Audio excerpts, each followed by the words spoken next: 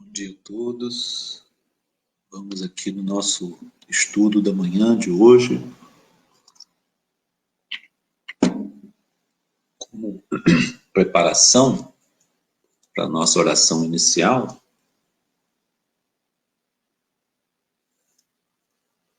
eu vou ler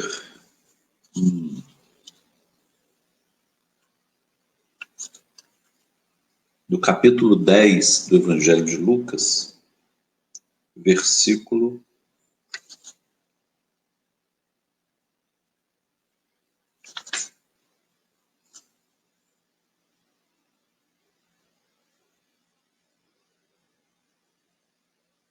30 e seguintes.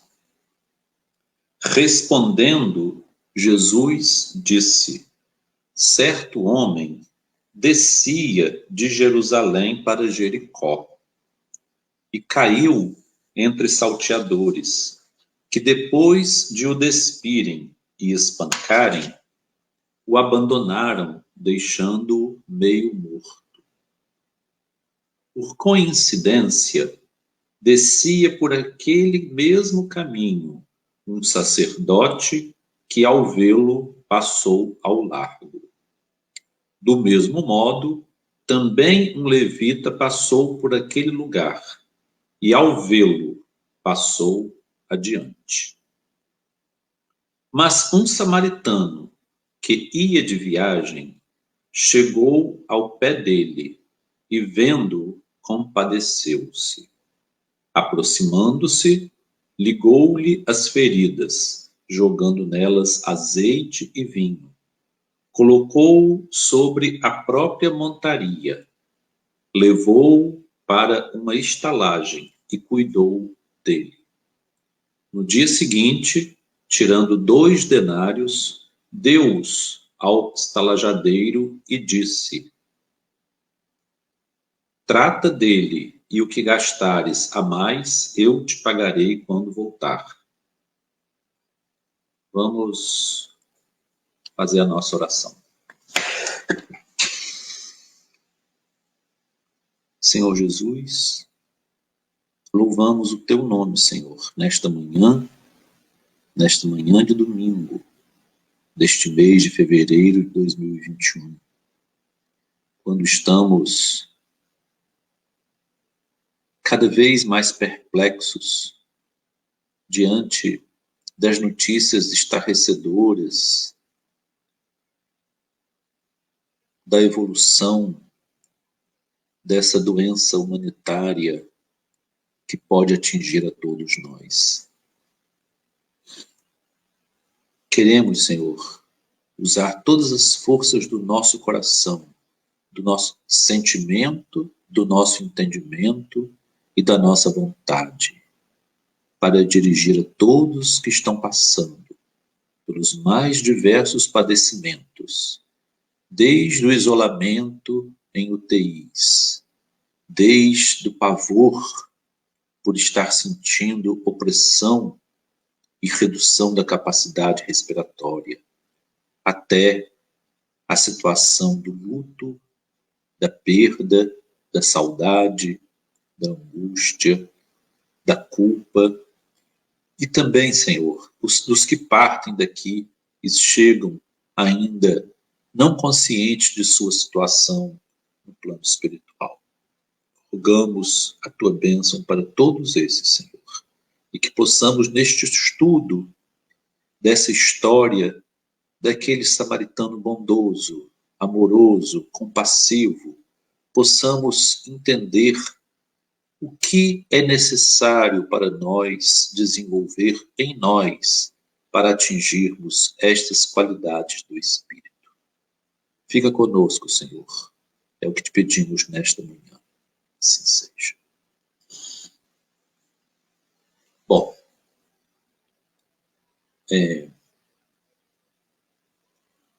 eu vou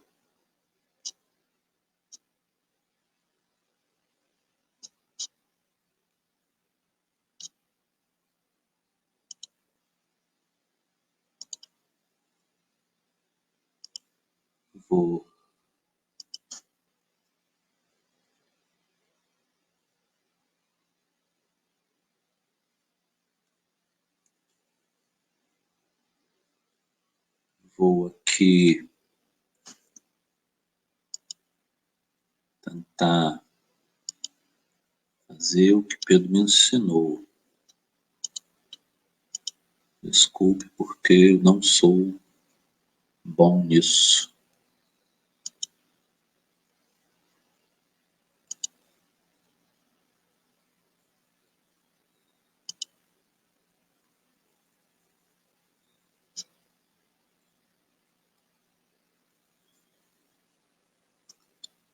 Bom, então, esse é o título do estudo, né? Empatia e categorias, faltou S, correlatas na parábola do bom samaritano.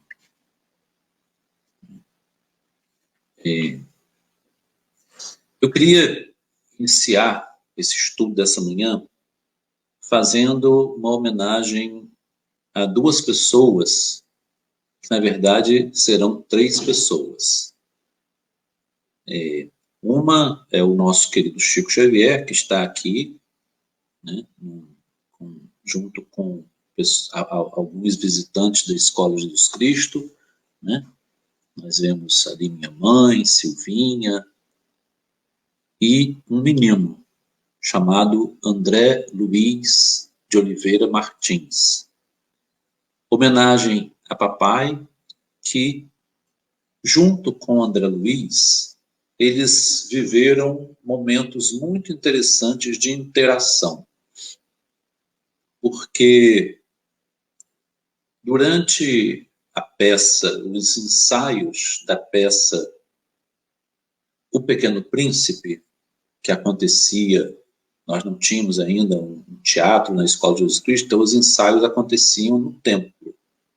Papai pedia todo respeito e ia lá presenciar os ensaios para advertir a todos se houvesse desrespeito ao templo. E a professora Ruth Maria de Oliveira Martins ajudava a minha mãe nos ensaios, na interpretação como conduzir o ensaio, né, desse livro notável, O Pequeno Príncipe, para o teatro. E deixava o seu filho pequeno, não me lembro quantos anos ele tinha, mas ele era bem pequeno, por volta de 5 anos, talvez, sentado nas cadeiras do templo, junto com meu pai, que participou de todos os ensaios. Então, papai falava assim: André, eu vou te contar uma história hoje. Vou te contar a história do bom samaritano. E contou a história do bom samaritano para André. No outro semana, no dia do ensaio, eu disse: André, eu vou te contar outra história hoje. André, não, eu quero a história do bom samaritano. E papai contou para ele a história do bom samaritano. E durante todos os ensaios, até terminar os ensaios e a peça ser apresentada, e evidentemente acabarem os ensaios, papai, Clóvis Tavares, não conseguiu contar outra história para André Luiz que não fosse a história do bom samaritano.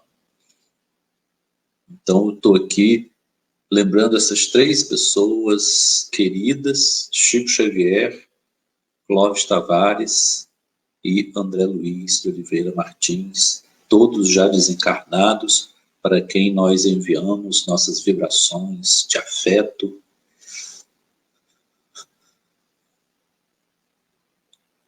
de saudade. Bom, vamos então entender, antes da história ser contada, aconteceu uma situação, uma circunstância em que Jesus foi abordado por um fariseu que, na verdade, era um rabino já com mais poder, né? Porque ele era chamado doutor da lei. Então, era um rabino assim de cultura. Ele tinha a função de juiz e de sacerdote. Eis que se levantou um doutor da lei, pondo à prova. Então, havia uma intenção que, evidentemente, foi percebida por Jesus, dizendo: Mestre, que se pode fazer para herdar a vida eterna? Disse-lhe Jesus: O que está escrito na lei? Como leis? O interessante é que responder uma pergunta com outra pergunta é um método importante, né, da maiêutica socrática, que é próprio dos grandes rabinos judeus também. A história dos ensinos rabínicos é sempre provocando o questionador para que ele reflita e ele mesmo possa chegar à conclusão. E o doutor da lei respondeu: Amarás o Senhor teu Deus de todo o teu coração, de toda a tua alma, de todas as tuas forças e de todo o teu entendimento. E ao próximo amarás como a ti mesmo. Disse-lhe Jesus: Respondeste bem. Faz isso e verás na vida eterna, né? Porém, ele, querendo justificar-se, disse a Jesus: E quem é o meu próximo? E aí introduz Jesus a figura da parábola, que é uma comparação. Como ele ia responder quem é o próximo, ele ia contar uma história em que alguém olhou para o outro como sendo o próximo. Então, o próximo está naquele que nós consideramos assim. Então, você é meu próximo porque você foi colocado no meu caminho por Deus. Então, qualquer que de alguma forma se apresentar a nós é o nosso próximo. Então, vamos ver aqui. A primeira frase da história é um certo homem. Quando essa expressão é dita, um certo homem, é uma determinação. É alguém especificamente. Não é um homem qualquer, é um certo. Isso, alguns estudiosos das escrituras, inclusive os que fazem a análise segundo o olhar do Oriente Médio, eu tenho um livro, não vou buscar agora não, os ensinos de Jesus no olhar do homem do Oriente Médio. E também alguns primeiros cristãos, como Orígenes e outros, eles achavam que um certo homem, um homem determinado, era alguém que já estava sendo esperado pelos que nós vamos apresentar agora. Então, esse certo homem descia. Ele estava numa ação consciente e deliberada de descer de Jerusalém. Jerusalém, na verdade, a cidade da bênção. É a cidade onde ele, os judeus, esse homem era judeu, considerava a cidade da bênção. Para Jericó, Jericó famosa pelas muralhas de Jericó, mas que era uma cidade, digamos assim, paradisíaca, uma cidade onde as famílias ricas de Jerusalém construíam casas de campo, casas de praia, Ali também havia muitos lugares com piscinas públicas, banheiros públicos, onde eles utilizavam para fazer várias atividades, inclusive muitas ilegais e desonestas. Era uma cidade muito querida por Herodes, que ele tinha um palácio lá em Jericó, ele veraneava lá. Era uma cidade muito preferida dos saduceus ricos, que ali viviam vida dissoluta, porque os saduceus eles tinham um estilo de vida muito parecido com o dos romanos. Comamos e bebamos, que amanhã morreremos. Então, eles não acreditavam na sobrevivência da alma. Então, eles tinham um estilo de vida chamado hedonista. É tudo pelo prazer imediato. Dos publicanos, que não necessariamente eram saduceus, alguns eram fariseus, mas eles não eram religiosos, porque a vida deles era muito controvertida, né? Eles não eram muito aceitos pela sociedade por eles serem fiscais de renda. Eles eram fiscais, eram várias gradações de fiscal. Existiam aqueles técnicos do tesouro, que eram as pessoas que cobravam das pessoas, existiam os fiscais, existiam os auditores. Né? Os auditores, então, esses auditores do Tesouro, que tinham acesso às contas públicas para poder gerenciar aquele recurso e pagar o tributo a Roma, nós temos notícia de que Zaqueu era um desses. E Zaqueu morava em Jericó. Então, ali era uma cidade muito preferida por eles, porque era uma cidade do pecado, uma cidade onde tudo era permitido. E havia também ali as pessoas que, aproveitando essa situação, essa circunstância de ter muito dinheiro rolar ali, muita coisa ilícita, então as pessoas que viviam dessa ilicitude, que eram as meretrizes, elas ali também tinham mais trabalho. Então, ali havia também uma maior facilidade em jogatina, em festas mundanas, vícios de jogos, vícios de bebedeira, vícios de prostituição. Então, ali era um lugar assim, onde, entre aspas, tudo era permitido. Então, um sacerdote descia esse caminho. Não sabemos se ele estava indo para salvar almas ou ele estava indo incógnito para também se aproveitar das facilidades, da licenciosidade daquele lugar.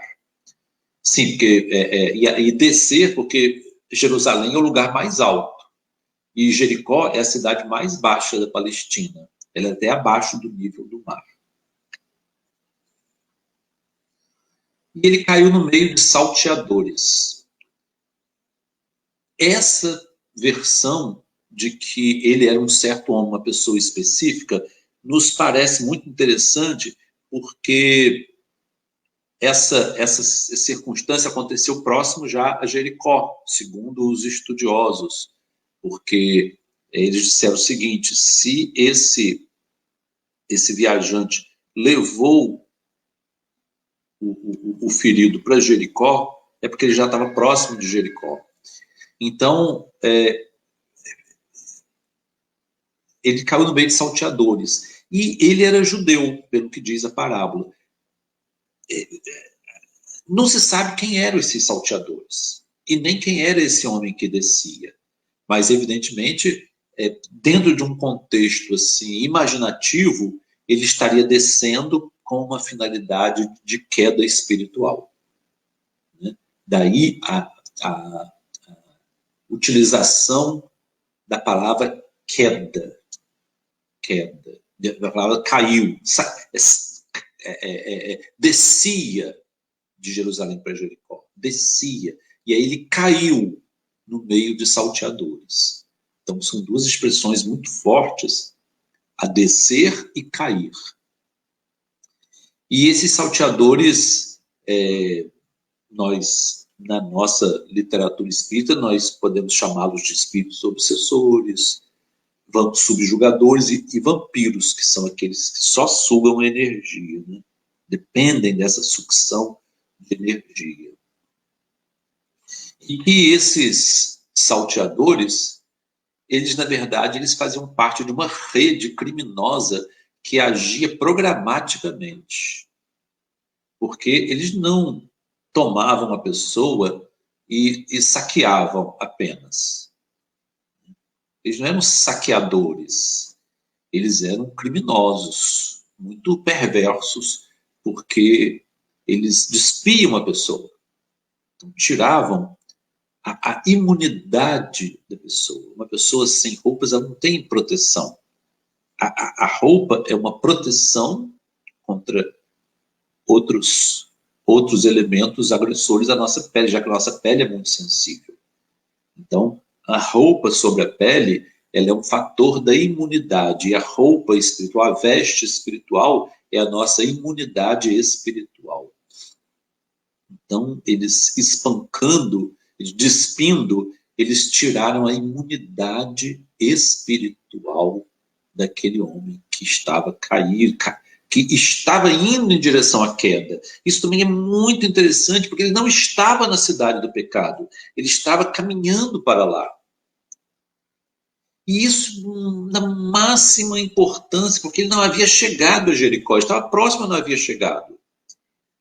Mas ele estava todo motivado emocionalmente, intencionalmente, para atingir aquele porto, para ali cometer toda a série de pecados que em Jerusalém ele não tinha como cometer, que era o lugar ali onde ele vivia no seu falso farisaísmo a condição de um santo, mas que ele não era.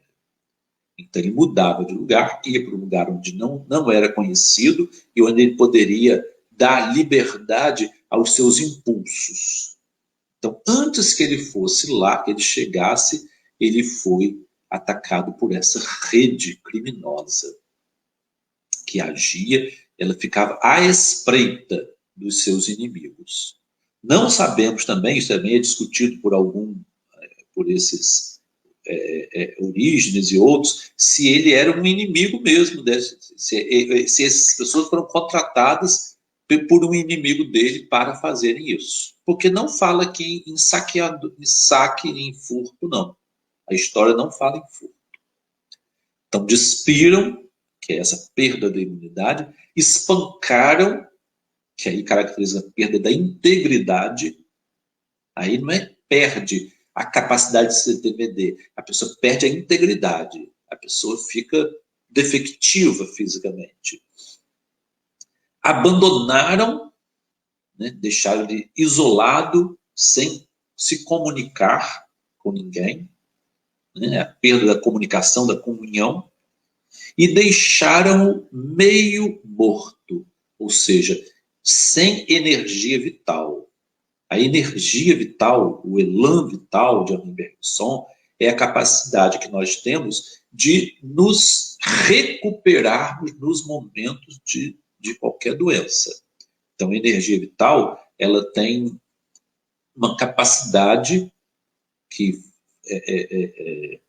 Hipócrates chamava de vis medicatrix naturae, é o meio natural de se alcançar a cura. Então, quando deixou meio morto, ele foi quebrado na sua possibilidade de ter sua energia vital íntegra e de colocar em funcionamento essa vis medicatrix natura, esse meio natural de atingir a cura. Sem a ajuda, ele não conseguiria. Então, aqui, nesses saqueadores, desses malfeitores, nós vamos ver a primeira categoria de um correlato da empatia, que é a antipatia. A antipatia, ela é praticada pelas pessoas que têm uma personalidade antissocial. Eu gosto muito de explicar o que é ser antissocial, porque tem pessoas que dizem, eu não gosto de festa, eu sou um pouco antissocial. Não é. Quem não gosta de festa não é antissocial. Ele tem uma fobia social. Fobia social não tem absolutamente nada a ver com ser antissocial.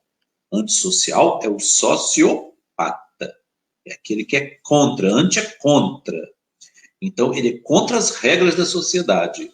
Então, ele age frontalmente contra elas. Ele não vê limites para sua ação. Então, a primeira categoria no correlato da empatia é a antipatia. Ela é exatamente o inverso. Ela, ao invés de sentir no lugar de alguém, ela vai contra esse alguém. Ela é contra o sentimento, contra o pathos. Saqueadores. E as quedas morais, vamos analisar todas elas, ele deixa despido da sua proteção natural, que é a roupa, né?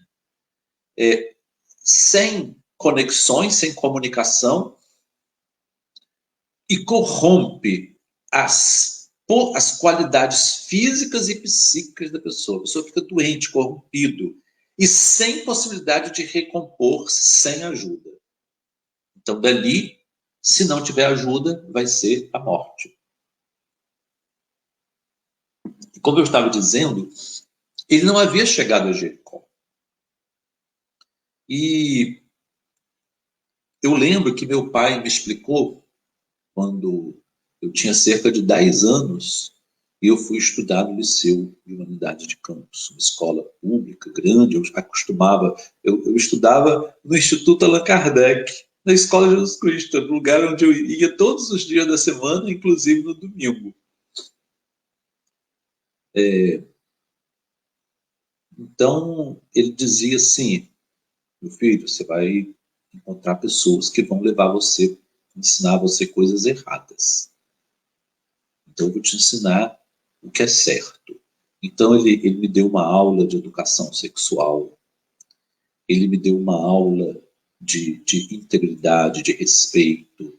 Ele disse que eu não denunciasse colegas que cometessem erros, né? Que eu não tivesse a característica de delator, de dedo duro, que eu nunca fizesse isso. Ele dizia, como professor de história, as pessoas, os delatores, eram pessoas detestáveis, desprezíveis. Ele tinha horror a esses denuncistas. Então ele me ensinou muitas coisas. Claro que nunca foi numa vez só, ele ia depois continuando, progredindo o ensino. Mas uma coisa ele me disse, Flávio, se acontecer de você acompanhar os seus colegas para alguma coisa errada, como aconteceu realmente, nada vai dar certo para você. Tudo vai dar errado. Então, cuidado. Não seguir os seus colegas para as coisas erradas, porque com você não vai dar certo. Com eles não vai acontecer nada, mas com você vai. E foi isso que aconteceu comigo. Eu segui meus colegas para fazer matar aula, fazer coisas erradas, e tudo deu errado para mim. Então, antes de eu chegar a Jericó, eu fui atacado por eu fui presa desses que me despiram da minha imunidade, eu fiquei vulnerável, me tiraram a capacidade de comunicação, corromperam minhas qualidades espirituais e perispirituais, até que eu fosse ajudado, porque sem ajuda eu não conseguiria sair dessa condição. Eu fui ajudado. Alguém me ajudou e me trouxe de volta, senão eu estaria hoje completamente perdido. Então a queda moral, ela não é para todos, porque alguns já estão caídos. Então eles não estão caindo, eles já estão caídos. A queda moral é quem veio de Jerusalém. Quem vem de Jerusalém para Jericó. E muitas vezes, antes de chegar a Jericó, esses saqueadores, essa rede criminosa nos ataca e nos faz essa condição. Então, casualmente, aqui uma cena de um caminho, né? caminho antigo entre Jerusalém e Jericó. É uma estrada descida, ela é um declive, né? E com muitas pedras onde as pessoas se escondem. Então está ali o rabino, né? O seu manto rabínico, descendo, né? De Jerusalém para Jericó também o mesmo caminho de queda moral. E vendo, passou de lado. Então ele atravessou para o outro lado da estrada. Aqui nós vamos ver uma segunda categoria da empatia, que é a apatia, em que a pessoa consegue abster-se de ajudar, de socorrer. Isso assim, não é comigo. Isso não é comigo. Né? Como Caim respondeu a Deus. Onde está o seu irmão? Deus perguntou. Como posso saber? Acaso eu sou guarda do meu irmão? Isso não é comigo. Ele está, não sei, não me importa. Não tem nenhuma explicação para dar para o Senhor, Deus. Eu não sou responsável pelo meu irmão. Então, essa apatia, que não é o antissocial, ele não vai contra, ele simplesmente se protege num casulo. Isso é muito interessante porque nós gostamos muito dos lugares onde nós não somos incomodados. Então, tem pessoas que gostam de condomínios muito fechados, de andar por shopping centers onde a população abandonada não está, para que ele não veja, não seja incomodado pela visão desconfortável da pobreza. Isso foi uma coisa que o Buda, o Siddhartha Gautama, era um príncipe, e o seu pai queria criá-lo longe de todo sofrimento, para que ele nunca sofresse, para que a vida dele fosse perfeita.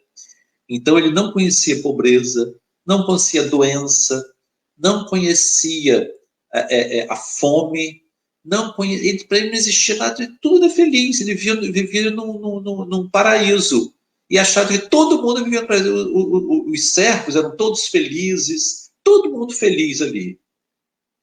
Isso só mudou quando o pai adoeceu para morrer. Foi quando ele teve contato inevitável com a doença e com a morte. E um garoto, filho de um servo, levou o pequeno Siddhartha para um passeio pela cidade. E ali ele conheceu, fora dos muros do palácio, que ele nunca tinha ido além dos muros do palácio. Fora dos muros, ele conheceu toda sorte de sofrimento humano.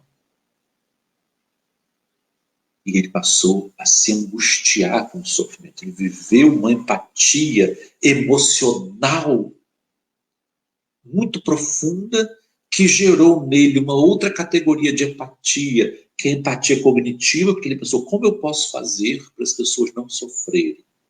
E que depois gerou uma empatia compassiva, que ele descobriu o poder da compaixão, do amor ao próximo. Mas essa é uma outra história, porque Buda é um ser, o Siddhartha Gautama é um ser especial que desceu à Terra para ensinar de uma forma simples o povo da Índia a não ser tão cheio aquele monte de leis, aquelas confusões todas. Ele quis ensinar uma verdade sim, caminho simples de se chegar a Deus. Então, esse que atravessou a estrada, ele recusou-se porque ele não estava apto, ele se mostrou inapto para socorrer. Então, ele vestiu uma capa de apatia. Quando nós queremos para os nossos filhos escolas em que não haja integração, que não haja inclusão com o diferente, nós estamos criando nessas crianças apáticas. Crianças apáticas que não não aprendem que elas têm que conviver com o diferente, que elas não têm que conversar com o contraditório para poder criar nelas meios de sobrevivência num ambiente adverso. Nós queremos pessoas apáticas e que podem, nem sabemos, um dia partir para a antipatia. Porque é muito fácil da apatia chegar à antipatia. Muito fácil. Então temos aqui a segunda categoria correlata da empatia. Pelo mesmo caminho, descia também um levita. O levita não era o doutor, era o explicador. Era alguém que tinha assim, um certo envolvimento com as pessoas. E o levita, ele também viu. E diz o texto que ele passou por aquele lugar e, ao vê-lo, passou adiante. Não diz que ele atravessou a rua, não atravessou a estrada. Então, ele, de uma certa forma, ele condoeu-se. Ele disse, meu filho, realmente eu sei que está passando necessidade. Mas quem passou antes de mim, que foi o meu chefe, ele não fez nada por você. Então, eu acho que você está aí cumprindo o seu destino, o seu karma. Você merece isso aí, você procurou se envolver com gente errada, alguma vingança por alguma coisa que você fez, então vou tocar meu barco aqui. Então ele banalizou o mal porque ele seguiu aquele que manda nele. Se quem manda nele não fez nada, ele também não ia fazer nada. Ele não ia querer ser melhor do que o chefe dele. Então isso aí foi uma coisa, essa banalização do mal foi uma coisa que a judia alemã Hannah Arendt, ela explicou que no livro que ela escreveu para um oficial nazista que foi preso em Israel, no julgamento dele, ela explicou que ele não era psicopata, não era sociopata. Ele era simplesmente alguém que banalizava, podia até ter pena das pessoas.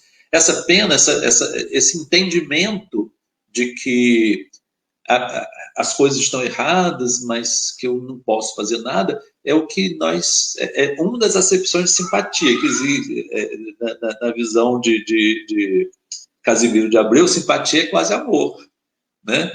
Mas aqui é o aspecto pobre da simpatia, que ela faz a sintonia, sim, patos, sim é junto, patos é doido. Então a pessoa sente aquilo ali, mas ela não entra, ela não transforma em empatia. E a pessoa até explica, né? Não posso fazer nada, eu cumpri ordens, eu não fiz nada porque eu quis, não. Não tinha interesse nenhum em matar ninguém, torturar ninguém, não. Mas era ordem, eu sou obrigado a fazer. Era general, era capitão, era isso, é ordem superior, eu sou obrigado a fazer. Né? Uma pessoa que trabalha numa empresa de energia elétrica e ela vai cortar a luz de uma família pobre, ela pode sentir. Eu sinto muito. Ele disse, eu sinto muito, mas eu sou obrigado a cortar a luz. Meu filho, por favor, eu não tenho nada, eu não tenho como pagar a conta de luz, aconteceu isso, aconteceu isso, aconteceu isso. Conta todas as tragédias que ela está vivendo. Eu sinto muito, senhora, eu sou obrigado a seguir a ordem que eu recebi. Eu vou cortar a luz da senhora. E ele corta a luz. Né? Então ele não é mau, ele teve simpatia por aquela situação. Tanto que quando as pessoas analisam situações sociais, eles dizem assim, eu sou simpático à causa das minorias raciais. Eu sou simpático à causa das minorias sexuais. Eu sou simpático à causa dos sem-teto. Né? Mas também não quero os sem-teto aqui interferindo na minha liberdade de ir e vir. Então, acho que nós temos realmente nos proteger dos sem-teto, porque pode acontecer alguma coisa, apesar de ser simpático à causa deles, eu acho que eles estão incomodando. Então, eu banalizo a atitude antipática, banalizo a apatia e, mesmo sendo simpático, eu deixo andar, né? Então, mesmo porque eu, como um levita, como um explicador da lei, eu também estou descendo. Eu também estou descendo. Também estou descendo de Jerusalém para Jericó. São 3 descidas diferentes aqui. A descida do judeu, a descida do Senhor, doutor da lei, e a descida de todos eles descendo, da cidade da bênção para a cidade do pecado.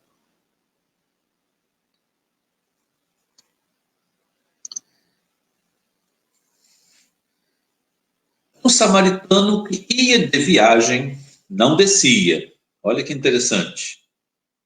A construção do texto por Lucas, né, que, segundo meu pai, ele citava sempre Dante Alighieri, que dizia que Lucas era o escriba mansuetudines Christi, o escriba, o escritor da mansidão de Jesus. Olha que beleza!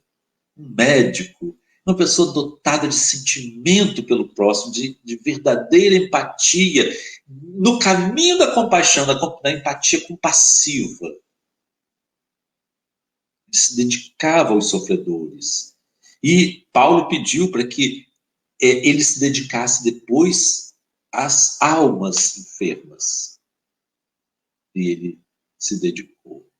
Então, esse escriba, esse escritor da mansidão de Jesus, ele disse, ele repetindo, ele reconstruiu a história que ele ouviu que Jesus contou.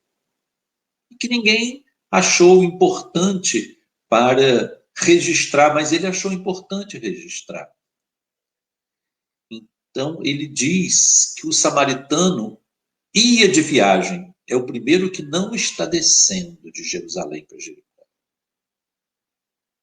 Por isso que nós temos que nos atentar que esse descia não é casual, é intencional.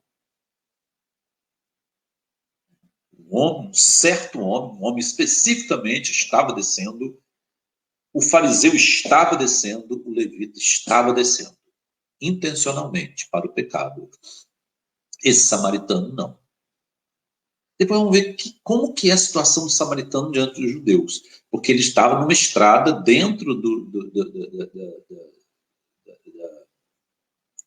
da Judéia e entre 2 cidades judaicas. Ele não estava na Samaria. Era comerciante? Não sei. Era alguém que estava em viagem. Então, diz, chegou-se a ele. Chegou-se. Olhou para ele. Olhar. Olhar não é simplesmente ver. Olhar é ver e imaginar.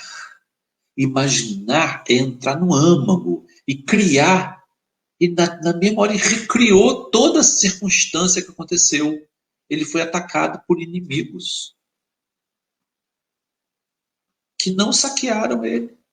Só o deixaram nu e ferido e incapaz de recuperar-se sem ajuda. Então ele estava ali para a morte. Ele estava ali à míngua, sem comida, sem bebida, sem cuidado, perdendo sangue. Então ele estancou o sangue eu ali errei a palavra íntima, outra íntima. Ele moveu-se de íntima compaixão. Essa palavra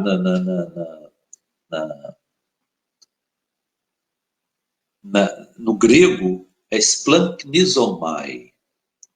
É a compaixão que vai até o intestino, vai ao fundo. Então ele moveu-se dessa íntima compaixão. E aí ele já tinha se chegado a ele, diz ali no começo. Depois ele aproximou-se mais. E cuidou das suas feridas com bálsamos curativos. Ele cuidou, estancou o sangue, cuidou das feridas. Depois de fazer tudo isso, de atar ele com faixas e estancar o sangue, cuidar das feridas com seus bálsamos, Ele colocou na sua própria montaria.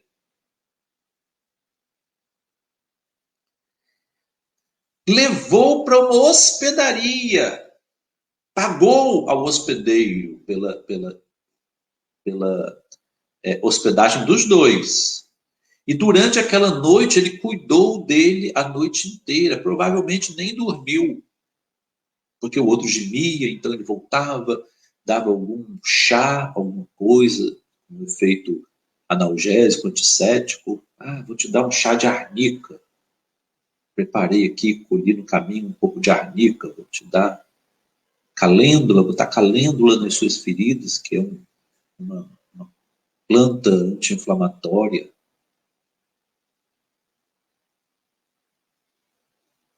Te dá o hipéricum, para poder melhorar seu ânimo. Então, foi dando todas as coisas que ele conhecia da medicina herbária e ajudou a noite inteira. O outro gemia, ele ia lá, cuidava. Só que ele tinha que seguir viagem, ele tinha que ir para Jericó. Ele tinha uma função em Jericó.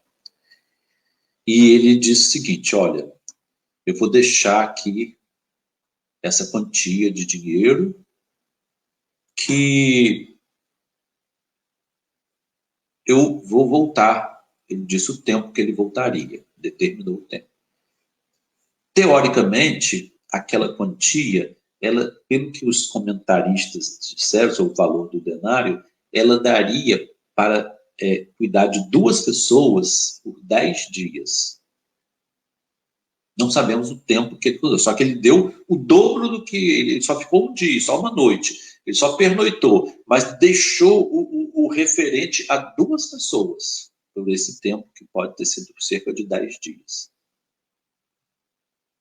Se eu voltar e você tiver gasto mais com ele por alguma necessidade que apareceu, eu vou te repor. É evidente que o hospedeiro, né, o estalajadeiro, ele aceitou, né, confiava, conhecia o viajante. Né. Outra explicação de que isso não era na estrada é que diz esse livro, O Olhar do Oriente Médio, que nessas regiões íngremes não havia assim, hotéis de estrada, hotéis então era na entrada de Jericó, na verdade. Todas essas estalagens, essas hospedarias, eram nas entradas da cidade, muitas vezes um pouco fora do muro, mas era na entrada da cidade. Então ele entrou em Jericó. E, segundo o texto, essa empatia compassiva foi um movimento de compaixão, foi um movimento de alma. Então, isso aí já é o espírito.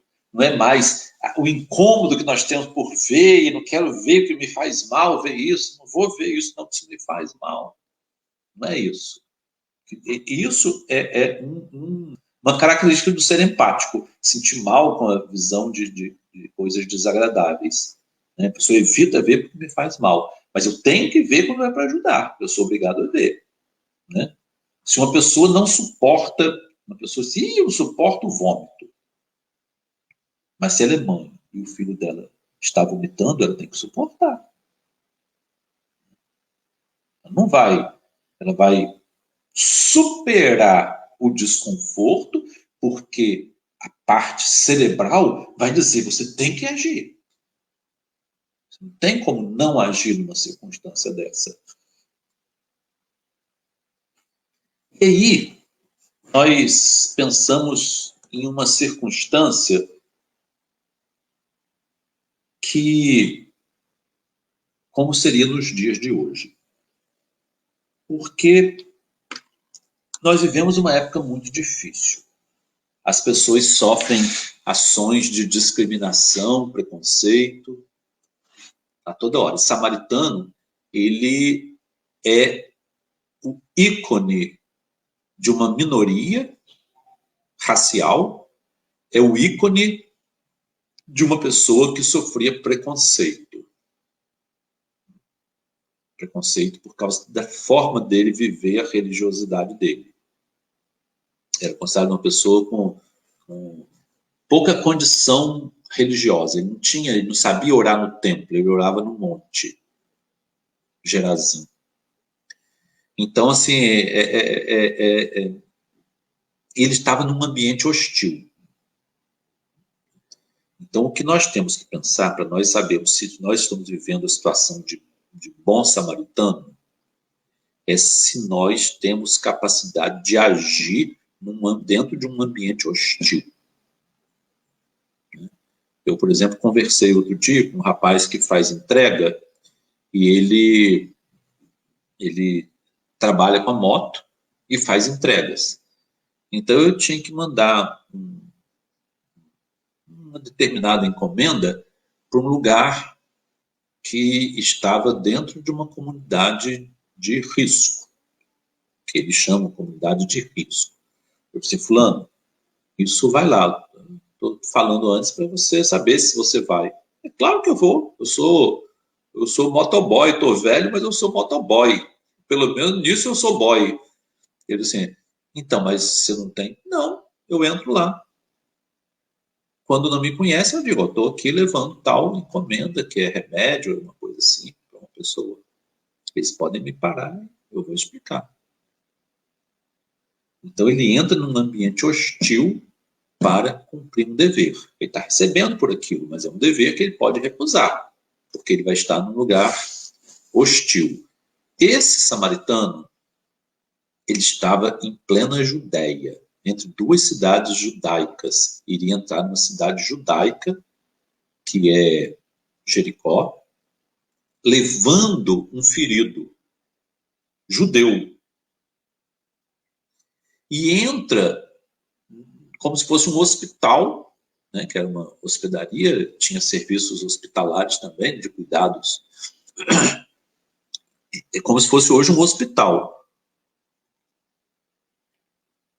Então vamos pensar assim. Um homem de cor negra, ele está dirigindo numa estrada, quase chegando, digamos, aqui na cidade de Campos. Ali vindo na BR-101, norte, o sentido que...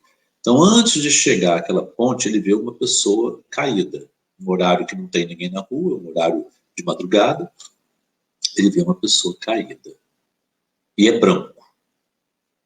Se eu atravessar a ponte aqui, eu estou no Ferreira Machado. Eu vou... Tentou ligar os telefones, não conseguiu contato. E a pessoa estava com uma respiração muito fraquinha. Não conseguia acordar, estava desacordado. Assim, eu vou fazer o que eu posso fazer, eu vou levar. Eu sei que eu não posso colocar de qualquer jeito, mas eu não vou esperar, não. Então ele arranjou uma coisa para apoiar e colocou o homem no banco de trás do carro dele. E levou o Ferreira Machado. E foi atendido por pessoas brancas. Essa que é a circunstância. Ele, com a condição dele de ser discriminado pela cor de pele dele, carregando uma pessoa branca para ser socorrido dentro de um hospital.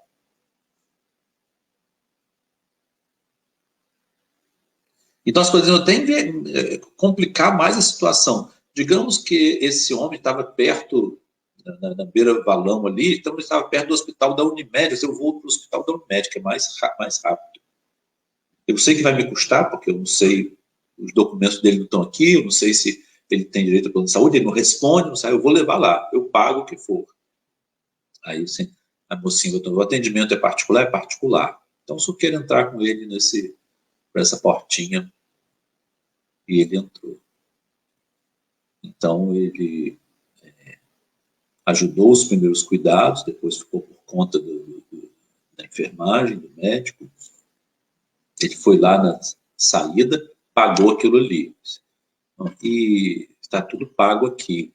E quando eu vou voltar para ver como está a situação, me responsabilizou, meu celular está aqui, meu telefone está aqui, meu contato está aqui, E se tiver mais necessário alguma coisa, pode me avisar que eu venho aqui para acertar o serviço. Então, essa situação é praticamente idêntica à do bom samaritano. Qual o risco que esse homem negro correu? Digamos que uma pessoa preconceituosa que recebeu, conversa com outro assim, acho que esse cara que fez isso aí, ele está muito preocupado. Assim, nem conhece, não sabe o nome, tem documento, mas ele sabe. Acho que ele que fez isso aí. Então, se passasse para ele, como samaritano, correr o risco de entrar dentro de Jericó, uma cidade judaica, e ser hostilizado e considerado culpado pelo espancamento do homem. Vocês brigaram e agora você está trazendo aqui, não? E digamos que enquanto ele está lá vendo tudo, alguém telefona para a polícia e a polícia vem e já leva o que socorreu preso por suspeita de crime. Quem pode garantir que isso não acontece com uma pessoa que está no preconceito? Então, colocar o samaritano no ambiente hostil foi proposital. Quer dizer que nós só somos movidos mesmo por compaixão quando nós corremos risco. E risco de nós. Assim, mas como que eu vou parar na rua, botar uma pessoa no carro, eu não sei não sei se ele vai fazer isso, vai fazer aquilo.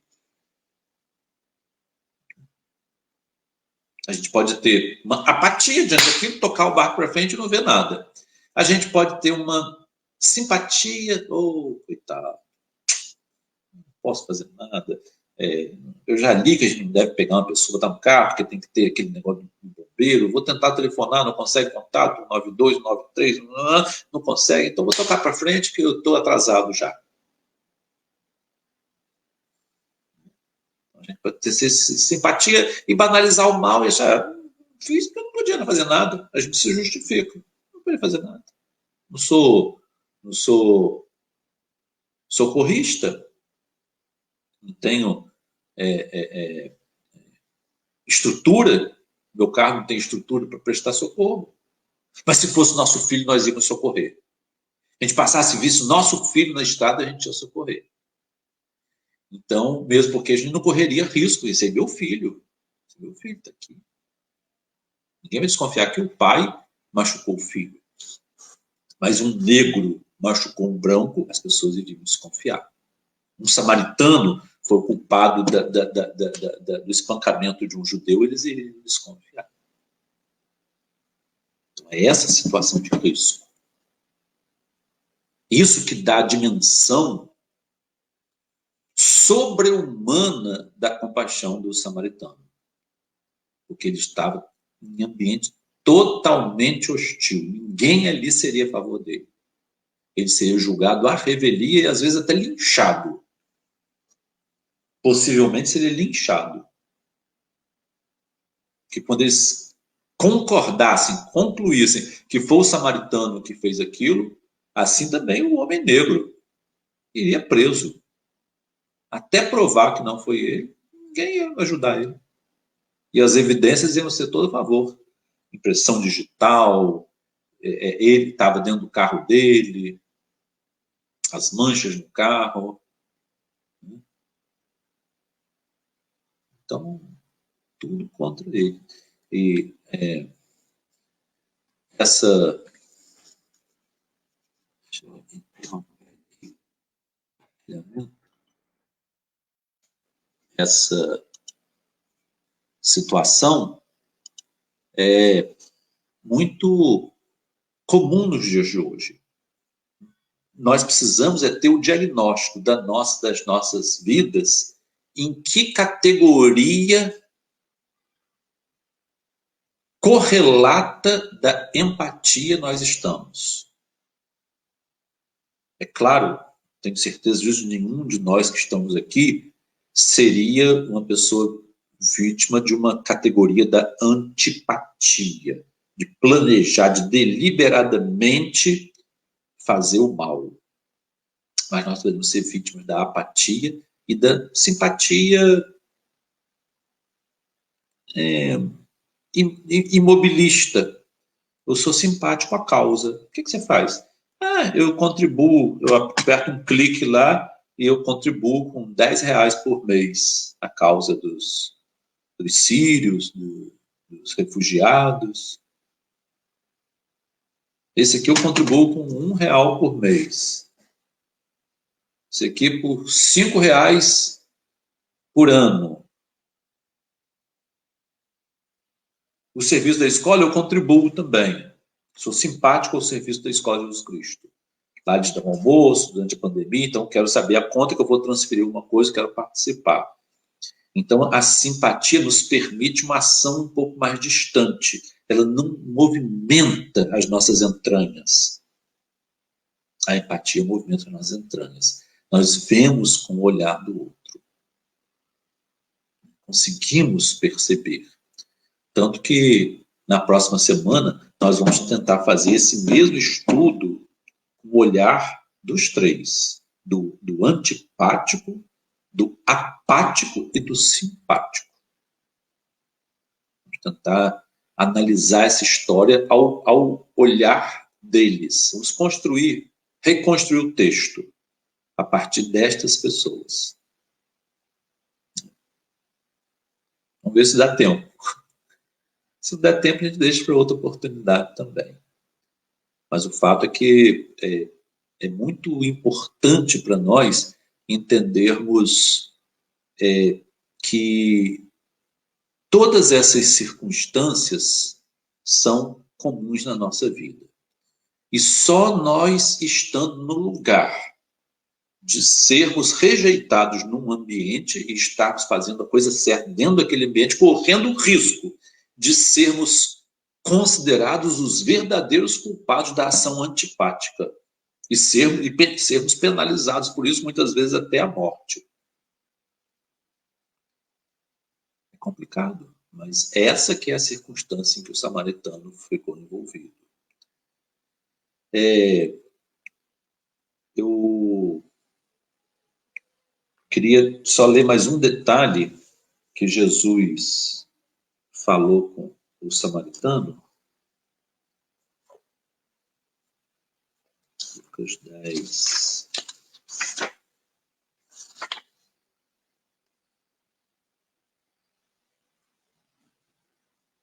O que está escrito na lei, então, ele tinha que... E depois interpretar. Como leis? Como você entende isso? Como você entende?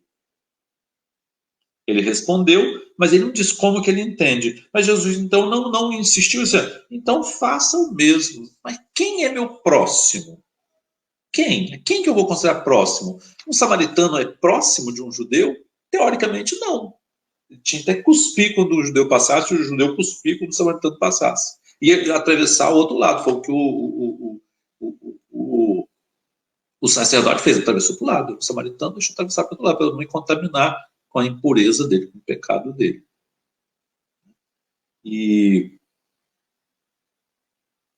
Então Jesus pergunta: qual desses três parece a ti ter sido o próximo daquele homem que caiu nas mãos dos salteadores, o que praticou misericórdia com ele? Jesus disse: vai e também tu faz o mesmo. É como termina a circunstância da parábola. Que ela tem uma finalidade: abrir a consciência que um fariseu, um doutor da lei, foi obrigado a reconhecer na história que o samaritano foi melhor que o colega dele, que era doutor da lei também.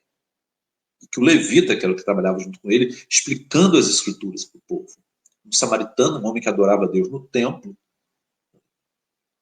Vamos supor ainda que esse homem que socorreu, esse homem negro, preto, ele estivesse no pescoço, com sinais de que ele era, digamos, praticante de uma religião afro-brasileira, candomblé, umbanda.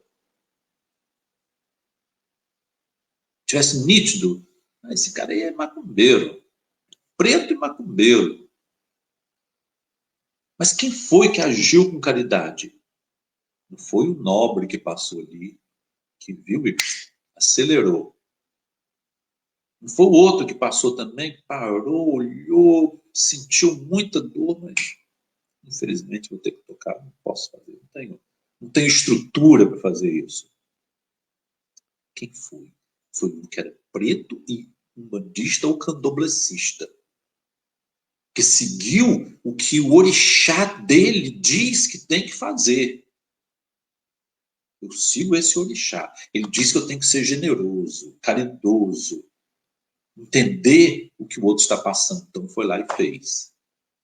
E Jesus pergunta então a nós: quem foi que obedeceu a Deus? Foi o umbandista, foi o candomblessista, e os cristãos passaram de largo, não quiseram, não assumiram.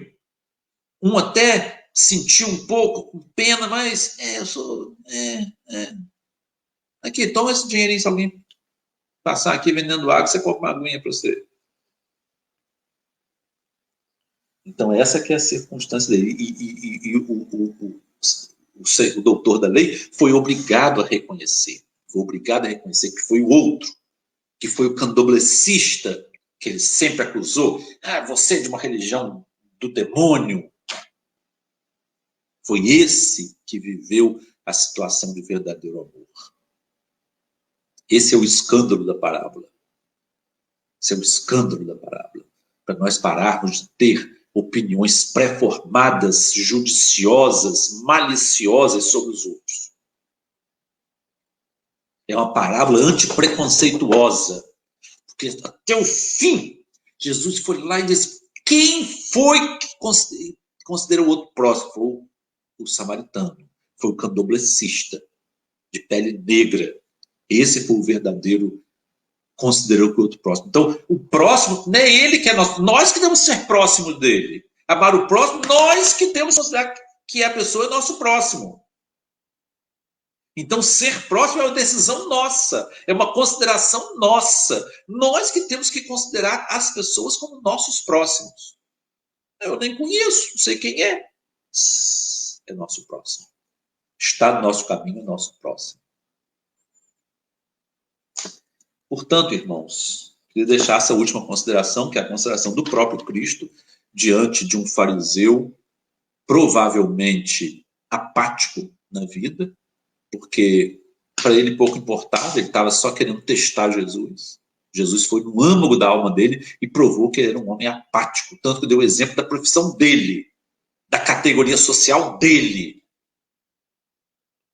Jesus contou a história de uma pessoa apática que era da categoria social e religiosa dele.